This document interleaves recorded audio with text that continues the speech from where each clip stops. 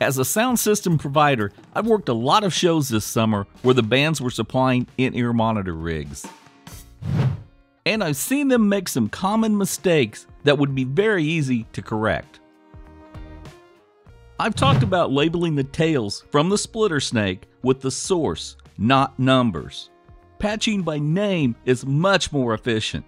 But a mistake I see when it gets beyond kick, snare, tom 1 and gets to things like vocals, we don't know who Bob vocal is.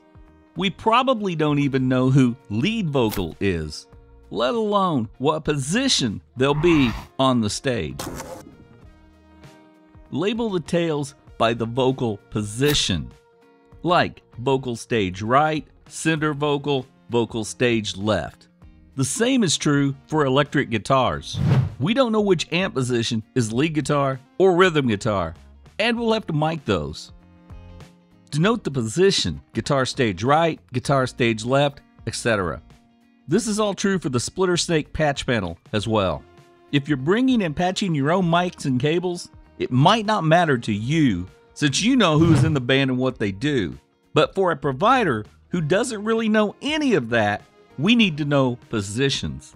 We need to know where the stage right vocal connects to the snake, not try and figure out if it's Bob, Sam, or Terry's vocal. And that brings me to another point.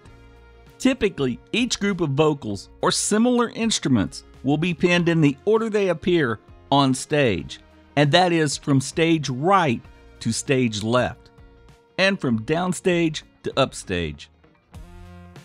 So for vocals, that would mean the downstage right vocal is the first vocal, and they would then work across to the downstage left vocal in that order. The upstage vocals would start the next line of vocals. And usually, the drummer, being the most upstage, would be the last vocal. The same would be true for electric guitars.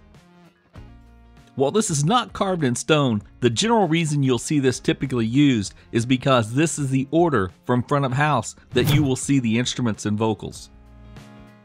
The next mistake is not bundling the cables in your splitter tail. Bundle them in something like bundles of 4. You can use tape or wire ties. You can even label or color code the bundles. The point here is that when I grab a bundle of 4 cables from the splitter tail, I can know by seeing just one cable what the rest of the cables are in that bundle.